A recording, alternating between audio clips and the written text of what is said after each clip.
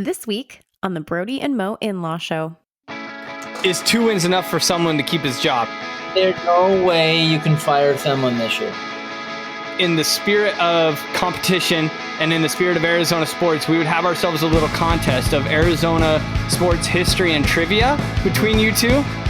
Ellie is such a sweet, mild-mannered kid. See, that's where she gets to.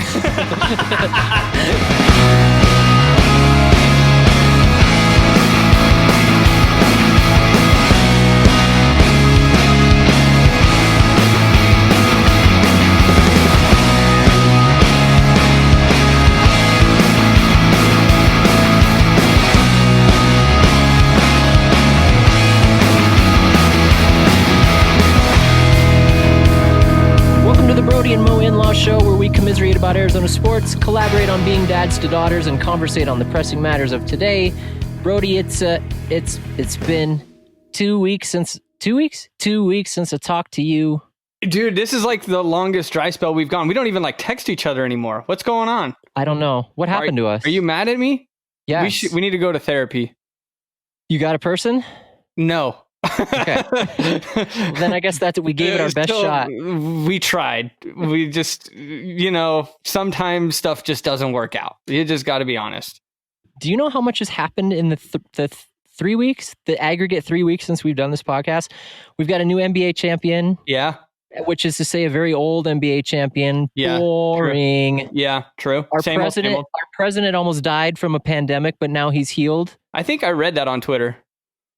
I think that's where I get all of my news, so I'm sure I read it there. Sure. I like my news in 30-word bites. That's it. That's all I need. We're in the NLCS, ALCS. The Dodgers broke a record yesterday for putting up 342 runs in the first inning. That was kind of cool. I think the game's still going. I didn't know they were still around. Thanks for reminding me. I was having a good day until that. But the biggest news is that we are 9 days away from the Pack is back. 9 days away from Pac-12 football, baby. Pac-12 got it figured out. They were like the last to the party, but like we said, once all the other dominoes started to get figured out, we knew the Pac would come around. So I'm really excited to get the season started and to get football underway. It's been fun to watch all the other colleges play. Now we get to have a table, so it's fun. According to ESPN, they had an article a while back that told you which team you should root for if you were a Pac-12 fan because Pac-12 wasn't playing football.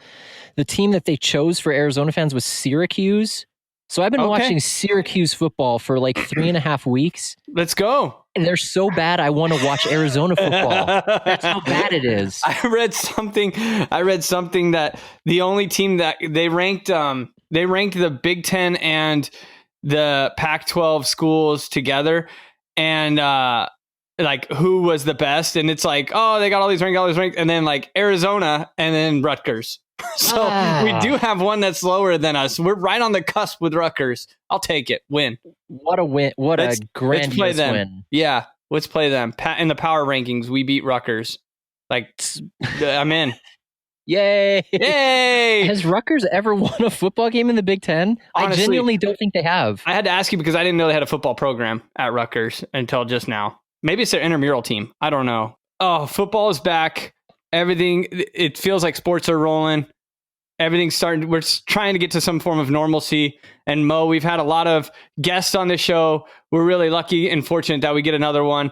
But this is a very special guest, and I want you to go ahead and introduce who's our special guest this week. Well, here's the thing: is Sean Miller called me last week, and he said, "Can I be on the podcast? Heard a lot about you guys. I want to get on. I want to talk in depth about Arizona sports." I was like, "Nah." Yeah, Kevin Sumlin gave me a call. I said, "How you feeling? You feeling better, Coach? You getting over COVID?" He said, "I'm okay. I'm okay. I'm coaching from up in the booth." He said, "I just want to be on the podcast." I said, "I don't have room for you, man." I had Rich Rod. I had Steve Kerr. I had Andre Iguodala. Mike Candrea, Mike Candrea, softball coach? He got you? Hold you too? He sent me a text. Oh, I didn't talk to Mike. It's not as personal. I told all of them, I don't have space for you because I have the world's foremost authority on Arizona sports, not just football, not just basketball, the University of Arizona's foremost authority. And really probably the reason I care anything about sports is my big brother, Scott W. Schlittenhart, joining us on the podcast today. Bro, I finally got a guest host. Brody's had like 22. We've only had 18 episodes. He's had 22 guest hosts. I'm excited to have you here. How you doing? I'm good. But your intro about 9 days from Pac-12 football, we don't start until November 7th. See, the guy already know. He's already right. You have let me down beyond. It's already over. I have brought shame to my family. What am I doing here? So how many days are we out then? We're 19. Yeah. Is it Big Ten that's 9 days out then? Yeah, Big Ten starts next Saturday. I'm a clown. I don't even know my own conference's schedule. Wow. We're going to lose by about 625 points to Utah. So that's Give me some insight on this. We've got, what's the schedule open up with? We've got Utah first on the road, and Arizona is plus 14.5. And that went down just probably a couple hours ago. It was plus 14, wasn't it? It was higher than that. Oh, jeez. It fell to 14? Yeah, it fell to 14. At Utah, home against USC, at Washington, at UCLA, home against Colorado, and then championship week we'll play the worst team in the South. I mean, the North, because we'll be the worst team in the South. Which I actually like that mechanism. It's like an extra way to get some practices in and get the guys ready for next year. That's fine. So here's my question then. I want to ask this because Arizona's not a good football team. They don't have a win on the schedule that I can see, but there is so much hype around Grant Gunnell. People are talking this guy up like crazy. Pro Football Focus, which I assume is a professional football analysis organization because it's right there in the name. Really don't know anything about him. Somehow they've got him rated as the number one returning Pac-12 quarterback, which was shocking to me. I don't understand how. I hate ASU. I hate him. I think Jaden Daniels is a good quarterback. He proved that he was good last year. I think Keaton Slovis at USC is going to be fine. I think you could probably look at Chase Garbers at Cal. He's coming back. He's got to be the top candidate. No, they've got Grant Gunnell as the guy. Number one, is Grant Gunnell the guy? And then number two, is Grant Gunnell the guy in this offense, in a Noel Mazzoni and Kevin Sumlin offense? They have depth on the offensive line, so that's going to help them. You know, they're going to put up points. I know they are because they have good receivers, two really good receivers in Booby Curry and Joyner. Joyner. Yeah, there you go. And probably they'll be able to run the ball because they have Brightwell, but their defense is going to be terrible. Really bad. They're absolutely terrible. Who's going to play linebacker? I don't know. I couldn't name more than. I don't think I could name one player on that defense anymore. Losing Schooler hurt, dude. He was the cornerstone. Schooler, Fields, and Scotty Young. Yeah, that was devastating. So the defense is going to be a disaster. That means they're going to have to put up points. That means it's going to have to start with Gunnell. Is he the guy? I mean, he's a prototypical pro-style Mazzoni quarterback. Is Mazzoni a pro-style quarterback guy, though? His big names were who? It was Brett Hundley. Mm-hmm. He was at USC when Josh Rosen was there, wasn't he? I mean, UCLA, excuse me. He definitely was there for Hundley. I didn't know he was still there for Rosen, too. But is this a pro-style offense? Historically, no, though, right? I wouldn't think so. That's why I'm so confused at all the hype around Gunnell. What I would love to see in this offense is Matt Scott. That's who I want to see. But maybe Gunnell's the guy. Maybe they're going to tailor this offense to what he does. Because they tried that with Tate last year. He couldn't throw the ball, so that offense didn't work for him. But he also refused to run it. I think Gunnell is obviously the guy because he's the only he is the guy. What's our next best option? So by he's default, going to have to be the guy by default. Now, if you're asking, and I think I know where you're going with this, Mo. I think he's going to do good enough. I don't have any expectations for Arizona. I see 0 wins on the schedule. So if he can pull out 1 win, I'm already past expectations on Grant Gunnell. I don't have a big enough sample size on Gunnell to know if he's the guy or not. Mo, you had mentioned Matt Scott. What were you going? What were we talking about with that? I think Grant Gunnell is a fantastic quarterback. I don't know that he is the savior in this offense. I think he reminds me a lot of Justin Herbert from Oregon last year. He's got the same build. He's got the same arm. He's got the same kind of bent of, is he athletic? Yeah, he's athletic, but he's a throw first kind of guy. Yeah. Kevin Sumlin's offense, when you look at like Johnny Manziel and everything he ran at Texas A&M, and Noel Mazzoni running Brett Hundley at UCLA, which is kind of a dual threat thing too. I don't think Gunnell is the perfect fit for this offense, but he seems to love Mazzoni, and that's why he came to Arizona. If I had my choice of any ex-Arizona quarterback to plug into this offense right now, that I'd be like, okay, we've got a shot. I'm going Matt Scott. Even though we've got like a sample size of, we've got Nick Foles we can draw from.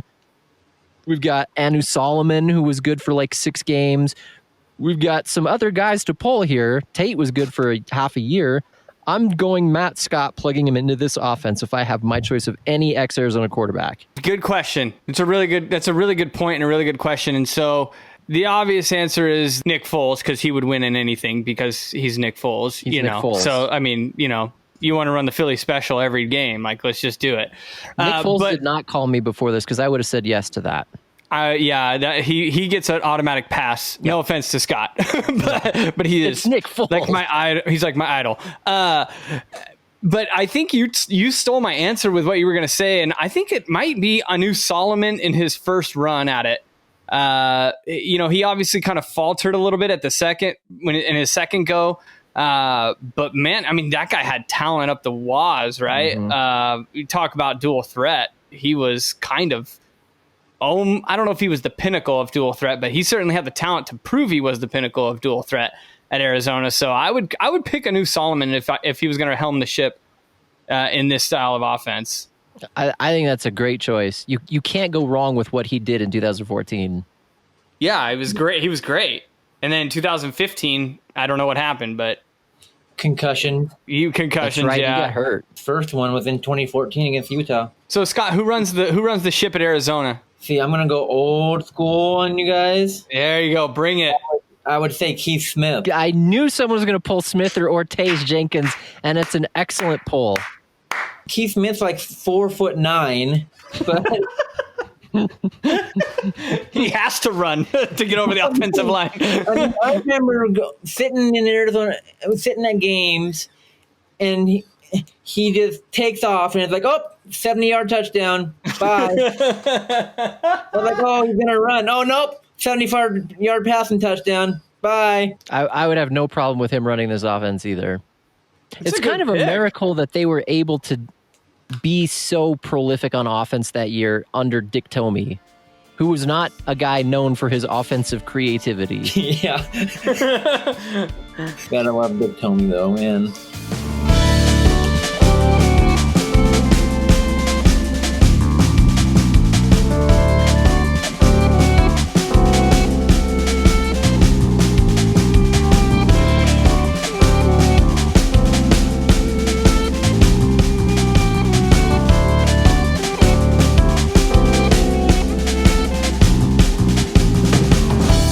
If we're staying in the vein of Arizona sports, so you guys are obviously brothers. Was competition a big thing for you guys growing up? Just competing against each other? Yeah. In everything. Everything. Okay, good. Because that was how it was I have a younger brother as well. And so I was, we competed in everything. It didn't matter what it was, but somehow you had to beat your brother. So I was hoping in the spirit of competition and in the spirit of Arizona sports, we would have ourselves a little contest of Arizona sports history and trivia between you two to see who could know the most about the University of Arizona sports. So if you're game, let's see who wins Arizona sports Scott and Mo trivia game ultra madness awesomeness. I didn't have a time to come up with a better name. So I'm just gonna we do this over Zoom, y'all. I'm just gonna stop my video here. It's not because I'm Googling the answers. You have to be. You can't Google your answers. But I want to win. see, that's the right answer for a brother. Is like you will stop at nothing to like inject your steroids now of brain power, so that way you can win. I can guarantee Google will still be slower than Scott on these answers, though. I guarantee I still have money on Scott regardless. I will let you Google it. I know he's still gonna win. But what I kind of did was I think we did Arizona football, and I just kind of did Arizona football and men's basketball trivia and history. I think they're easy answers, but then again, I was the one who wrote the question, so I'm kind of biased, I think. So I think our first kind of go at it is, Scott, you're the oldest and you're the guest, so you get to pick. Do you want to answer the question? You want a question first, or would you like to pass your turn to Mo first? I'll take the question. If it's who's the Arizona basketball coach before Sean Miller, I think I can answer that one. You have like just guess like 6 people. Okay, so you want to take the question first. So I guess also, do you want your first football question, or would you like the first basketball question? Let's go basketball. All right, basketball question number 1. Dun, dun, dun, dun. I don't know. Monday Night Football. Is that it? The way it is? All right, question number 1. Since 1989, the NBA went to 2 rounds in their draft. How many Wildcats have been drafted? Okay, wait, hang on a sec, though. Like, the preface was, I think these are real easy. No. And then you launch with one of the, like... I know. I'm just saying. Let's see. I'm already done. I'm out. I got nothing. I know this is going to be wrong, but my guess is 29. Good guess. Mo? Is this Price is Right rules? Is it closest without going over? I haven't thought through the rules that effectively. That changes my strategy a lot. Let's do this.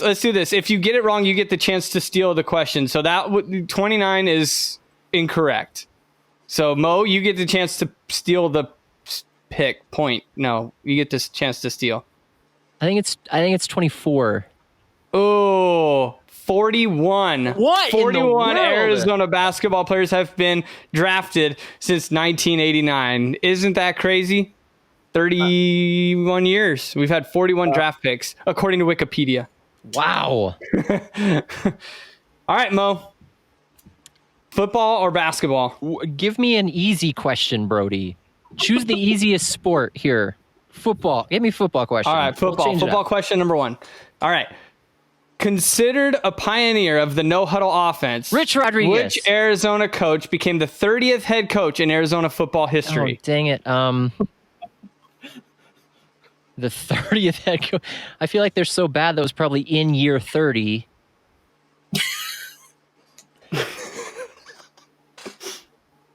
I guess I'm going to stick with Rich Rodriguez if it's a pioneer of the no huddle.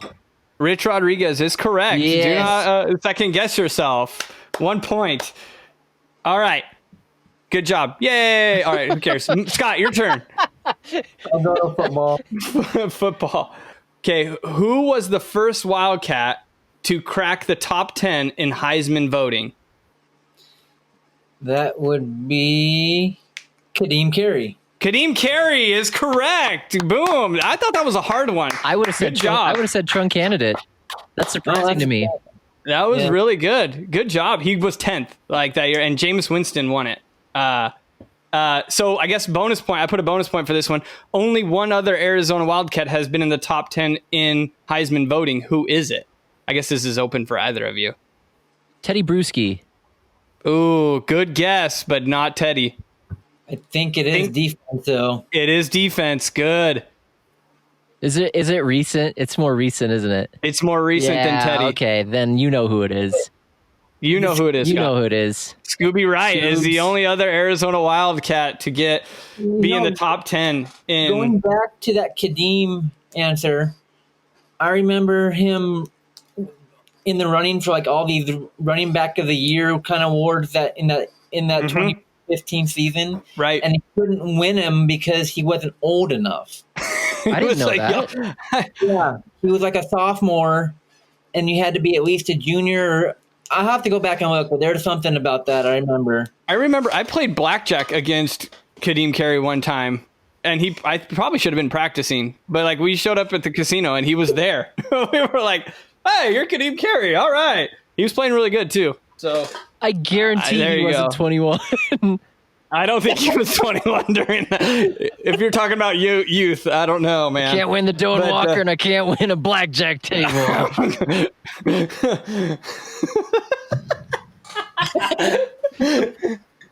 All right. Mo, you're up. Okay, switch it back to basketball. Okay. All right. I personally think basketball is a little bit easier, but we'll see how this one goes. Love to have that preface when I get a question real wrong here. All right, we'll see. This one might trip you up because, well, we'll see. Who is the only Wildcat to win the John Wooden Award for Most Outstanding Player? We've only got one? We only have one. Is it DeAndre Ayton? It is not DeAndre Ayton. Scott, your pick. You get this chance to steal. I'm going to say Sean Elliott. Sean Elliott, 1989, is the only Wildcat to win the John Wooden Award. Man, what a steal. That's a joke, dude. That's a joke. I'm going to Google DeAndre Ayton dunk videos all night now. If you're on that, you got to do Raleigh Alkins dunk because that's the most insane dunk I've ever seen ever happen in the history of basketball. Were you in the stadium for that one? No, but I watched it happen. So when he dunked over that USC player, it was like slow motion on the screen. I was like, oh, this is not good. Don't go. I thought that was at the Pac-12 tournament. Brody went to the Pac-12 tournament the year before. Oh, okay. The year before that, I went when we beat Oregon in the championship. In the greatest Pac-12 tournament in Arizona history, you were there. It was incredible. It was so cool. It was like McHale North in Vegas. It was so cool. All right. I forgot who's up, and I already forgot the score, too. Scott I think just Scott's stole winning. another point. He's up 300-1. So, all right, Scott, you're up. I think we've got we got two more football and two more basketball, so you get to pick. I'll go football. All right, football. How many wins does Arizona currently hold over Arizona State University? We're up by 5 on them. That should count for a point. You get half a point for that one. I just listened to a podcast with Shane Dale who wrote a whole book on the rivalry. So oh, yeah. I'm going to say 56. Oh, close. That's really close. Mo. Dude, I was going to say 56. Ah, shoot. 58. Oh, the other direction. 49. They have 49 wins. I thought it was in the 50s for sure. That's what it's according to my sources, which is not very reliable. So I believe you may have to figure that out. But 49. But they have more wins than losses against ASU, which is honestly at the end of the day the most important thing to remember. Football or basketball? We got one more football question, and then we've got two more basketball let's go basketball ones. Then. All right. Who holds the record for the most games played? Ooh. Josh Pazner. That is not my answer. You just want to say his name on the podcast, give him some love. The guy is desperate for work Josh right Pazner. Now. Every time someone says his name, he gets a nickel. The most games played. Channing Frye is going to be my guess. Channing Frye is second. Dang it! Good guess, though. Very good guess. He might be third. I'm not. He's up there, but he's not number one. So Scott with the chance to steal. That was a good guess, though. I wanted to call him Chase Jeter because I couldn't remember his name. Way too long for that. One side of him, anyway. It's a toughie.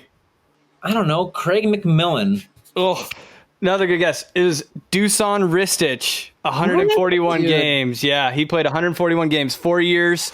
Went to the postseason a bunch. Yeah, I guess 141 games. He also, I think it's him. I'll have to go back and look. He has the most wins too of any Arizona basketball player, because he's he played. I think he even got another year of eligibility.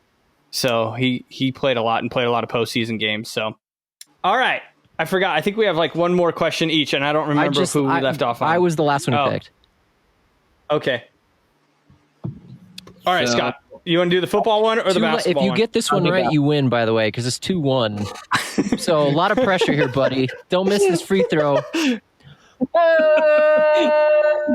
I think they're both kind of hard, to be honest with you. Which one do you want? Basketball or football? Basketball? All right. Basketball. All right. This one's probably the toughest. I think the toughest question, but who holds the highest average minutes played per game in their career? It's hard. I think it's hard, honestly, because it's a player that I kind of forget about. What's that? TJ McConnell. Oh, dude, that was a good guess, but it's not quite yet.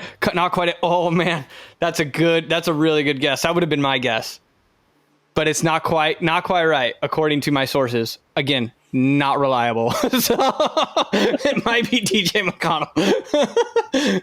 Mo, your turn to steal. It's got to be a superstar because you got to have him on the court most of the time, or at least someone recognizable. So it's not just like a jamoke. It's someone we know, but probably not someone super prominent.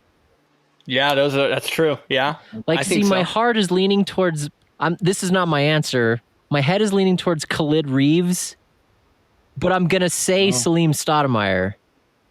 Oh, Salim's another good one. Jason Gardner, 25.5 minutes a game. Another choice. It had to be a point guard. 35.5 minutes a game. Point guard. Yeah, it had to be. Somebody that you could trust with the ball. Okay. The other good one, though. Go. You want to rewind? No, that's a good question. All right, last one. What if we do the last one like ultimate bonus point? I guess. Well, I don't know. I can still tie, and then you got to pick something. Well, you can do still tie. All right. Okay. Arizona doesn't really do like jersey retirements, but they do jersey recognitions in football. Okay. So who was the most recent Arizona football player to have their jersey recognized? Meaning they played the most recent. Rob Gronkowski. Oh, so no. Oh, what a good guess. But I mean, he's still playing. So I think this player might be still playing. I'm not sure, actually. That sounds bad. So I don't want to give anything away. But I think good guess. it's Antoine Kaysen. Antoine Kaysen is correct. Woo! Antoine Kaysen, the ultimate U of A fan, goes to Scott. I didn't have. Oh man, I don't have any. We don't have any production. I'll give you some post production there. There's our challenge competition between brothers. It was never really a challenge. Let's be honest. This was Toledo versus Alabama.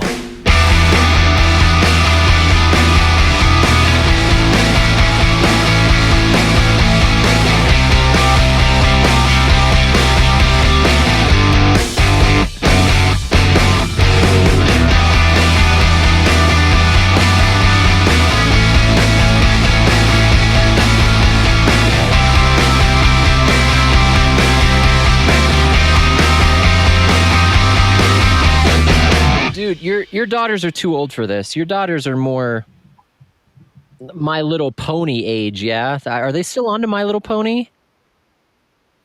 Yeah, you can say that. What's the new thing in like the post? I don't even know what to call that age range. The preteen? Isabel's preteen, No. yeah. I guess so. I mean, she'll be 10. Okay, I don't know what to call that. That's the nebulous age range. I have no idea what to call it. And then Ellie's kindergarten age. Okay, so kindergarten through what's the cool thing in the kindergarten through third grade range? Yeah. Still My Little Pony. I want to get on a segue about something different, about a new show that Sadie's been on to. It's called Lulu Kids. Dude, we've seen this. Have you been in Lulu Kids? Okay. The only way I can describe Lulu Kids is if you took Cocomelon and you gave the writers acid, and then they came out with Lulu Kids. That's the only logical explanation that I can come up with this crazy show that I don't even know. Like, that's all I got. Acid was involved somewhere. That is an accurate representation. So, Scott, this show is nothing but like repetitive nursery rhymes, but sung by kids with terrible animation. Isabel and Ellie are watching this show. I can't think of the name of it, but it's basically it's animated, and it's like the villains in all the like Batman, Superman, whatnot.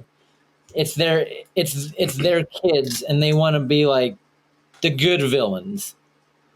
I don't even know what it's called, but it's the most ridiculous thing I've ever. I walked upstairs one day during lunch, and I'm like, "What is this? I don't even know what's going on here." It's me with Coco Melon. I don't understand the difference. It's like, what is happening? I thought it was Wheels on the Bus, but now the bus is underwater. What the heck happened? Why are you drowning all these kids, driver? Maybe he was the good villain that grew up. Maybe. That's the only thing I can think The of. Lulu Kids cinematic universe is connected to good villains. The conspiracy theory is coming out hard in me right now. I have no idea what the show you're referencing is called, but in my head it will forever be known as Good Villains. Teen Titans Go. Teen Titans Go. Yep. So we have that to look forward to. That's great. I want to know the punctuation in this because it's important. Is it teen, comma, Titans Go? Question mark? Go exclamation point. Exclamation point. So it's an assertion. Teen Titans Yep. Go.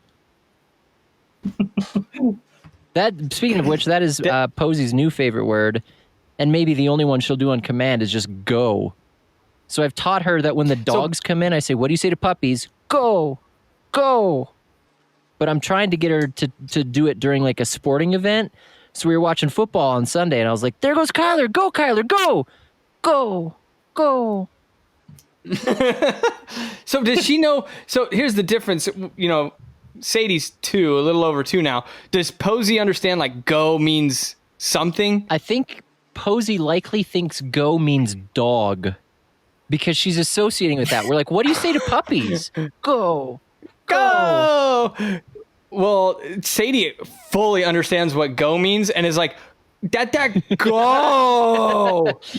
Mama, go! She like pushes us now. Like, I don't like get out. I was like, I'm just standing here. Like, I'm not even in your way. What? You went out of your way to tell me to leave.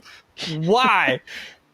So there's that She knows what she wants. that I'm dealing with. What was Isabel's first word? We have this video of Ellie. She's probably 2, and she's sitting in her rocking chair, and she's sitting like right here in the TV, like super close for some whatever reason. And there's football on in the background, and she's just saying, "Run, run, run, run, run, run." And she's getting all excited. Run, run, run, run. Now, what's the big difference in going from 1 kid to 2, Scott? Because we only have 1, right? So I don't know anything about going to a second one. Is there a difference? Yeah, but I mean, Isabel was super like chill and low key and easy. Ellie is not, or was not. Everything was a struggle. I mean, from the whole pregnancy to the newborn years to potty training. It's a struggle. But then Ellie is like exactly like me in her mannerisms, her personality, everything is just like she's like me. And Isabel is exactly like Deb. So wait, Ellie was the difficult one and Isabel was the chill one? I would have thought the exact opposite. Oh yeah. Ellie is such a sweet, mild-mannered kid. See, that's where she gets you. She knows your weakness. Oh, I know I'm cute, so I can get away with almost anything. Yeah. I would have put it at the exact opposite. Ellie is super introverted, just like me, and Isabel is extroverted like none of us. Did it take them? Can't meet a stranger. Did it take them a while to start getting along, or were they instantly friends? I think pretty much right away they were. I mean, they still fight like cats and dogs, but So, like, when Ellie was born, did Isabel like understand that this is a child? Yep. We kind of talked her through it. Right, like when we found out we were Right. Deb was pregnant. Like Yeah, you're gonna have either a brother or a sister. Yeah. She named the kid Pud. Why didn't that stick? I mean, We have like a Shutterfly book about that whole summer. The Summer of Pud. the Summer of And he, Pud. like grabbed Deb's phone, started taking pictures, and The Summer of Pud. That sounds like a great 90s alternative punk rock band.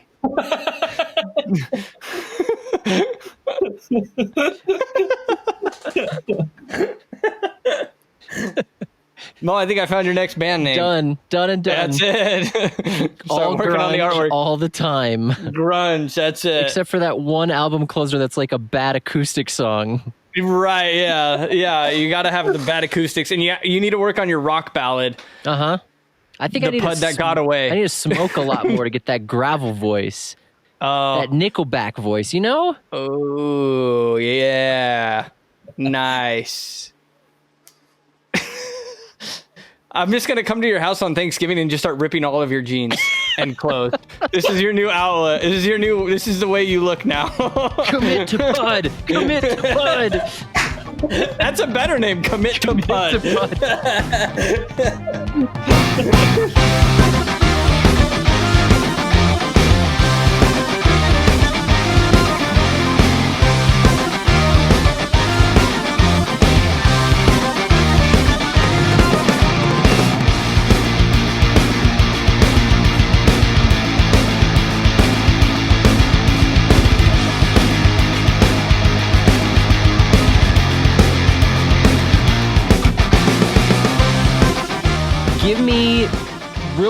Give me what you think Arizona's going to do football-wise this season. Can they win a game? They can always beat ASU. That's always a crapshoot. Reasonably, will this team win a game? yes, they're gonna beat Colorado. Okay. Colorado's almost as bad as the dumpster fire as Arizona. Oh, really? I think it's a coin flip, but I think at home, Colorado, they're the win. All right. I like that. And maybe that's before the ASU game, so maybe they'll have some confidence, and then ASU is probably going to be fighting for Pac-12 South championship, all that kind of jazz. Maybe we go and we come home and play for some type of, I don't know, and we have an actual shot. That's my hope. 2 wins max, though, yeah? It's a 2-win max season. Oh, yeah. Is 2 wins enough for someone to keep his job? There's no way you can fire someone this year.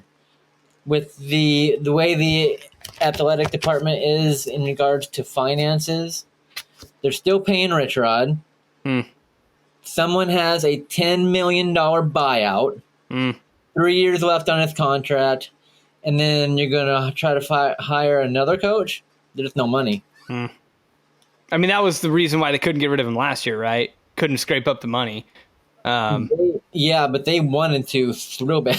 Yeah, I mean, everybody was. It was close because I remember on the boards, on the Wildcat Authority boards, I was like, there was posts about, yeah, it could happen.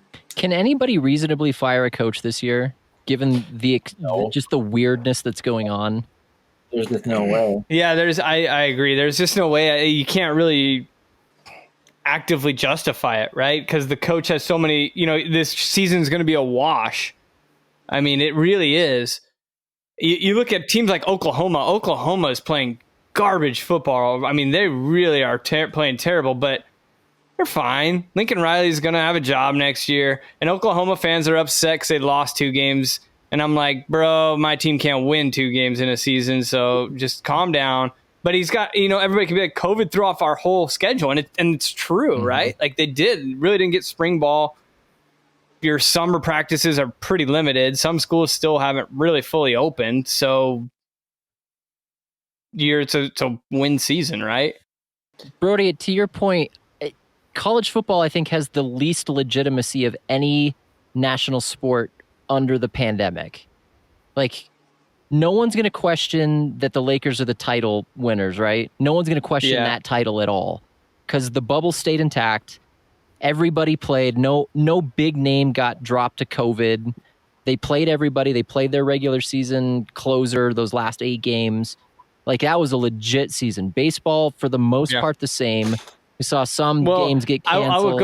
I'll go with MLB. They just got off to a rocky start. They did, which kind of threw, I think, just a proverbial curveball right into their season. But I would say the playoffs have gone relatively normal. So I do agree with that, even though they got off to a rocky start. Yeah, football's had a few hiccups too. Like, the Titans can't figure that out, and they've had to postpone a few games, but they're playing them. So at the end of that season, no one's going to question whether that was a legitimate title or not. And I don't think college basketball is going to have an issue either, because they've had a head start to figure out what they're going to do. They're going to start back up in November. But college football, man, Big Ten came in late, Pac-12 came in late, SEC came in late. No one is going to look back on this season and be like, Clemson was the obvious title winner. They're going to say, what a waste of a year. That was just guys playing for draft picks. So you cannot fire a coach in this season. If you do, that guy had to have had the hottest seat from last year. Right. It had to have been a colossal failure of epic proportions to get fired this year. Yes. I think you're right. Let's say that you for some reason you can fire someone. Let's just for fun. Who would you replace him with? That's another thing I keep thinking back on is nobody's going to get fired this year. So who do you go to? Do you go the retread like we have for the last 2 coaches that haven't worked out? Or do you go hot coordinator like Stoops? I go hot coordinator like Stoops, because Stoops was like a play within a play. I didn't really care what was going on the field. I wanted to see Stoops blow a head gasket at every single play. And so I got to watch like a secondary play, which was always kind of fun. There's no head coach left. Brody, you're right. It's got to be some up-and-comer who's not going to get looked somewhere else. No one's leaving a good mid-tier program to come to Arizona. You got to get someone who's. I mean, it's almost to the point. You're going to have to dig real deep in an assistant coach somewhere. Maybe even a D2 school, because there's a lot of assistant coaching jobs in big programs that are really desirable, and it's hard to argue with that, right? I mean, almost the assistant coach at, let's just say, Alabama, for the sake of argument, probably more desirable than a head coach at Arizona. Yep. Most years. So, yeah, man, where do you go? Who's available? I mean, I would even think, you start looking at NFL coordinators that want to be head coaches, but then you're talking about, being a head coach in the NFL is different than being a head coach in college, because you have to recruit. Maybe you should make sure your players don't tweet stuff about how you didn't come to Arizona to run the triple option if you're trying to get a coach too. Maybe make sure you don't do that, Khalil Tate. Go start your clothing line, buddy. Whoopsies. Oh, that clothing line.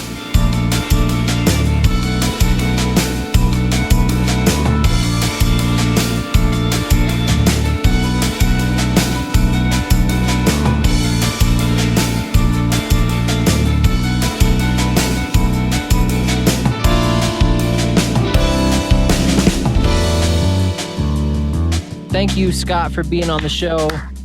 It took me a little bit to convince you, but you came on and you embarrassed me in front of everybody with your sports knowledge like we all knew you would. You took me to task with it. It was good to have you on, dude. Thanks for being here. Yeah, man. So we're going to put you on the spot again one last time, because we always make our guests choose a number and Brody auctions off to it. So give us a number. Something of significance to you, or just something that's off the top of your head. That's fine too. Let's say 22. 22. All right. Why 22? Just because 22. Even better. 22. We love you. All right. And here, that's good. And $5 here, now 10. And $10 here, 15. And $15 here, 20. And $20 here, 20 bond here, bond here, 22 here, 22 because here, 22 just because here, 22 23 and 23 here, 23. Sold it. 22 just because, Mo, and just because Scott. Thank you, Scott, for coming on. We appreciate you, man. And thank you all for listening to the Brody and Mo In-Law Show. If you want to connect with us, you can find us on Twitter at In-Law Show, or you can email us at bmils2020@gmail.com. Otherwise, we'll see you next time. Bye, guys.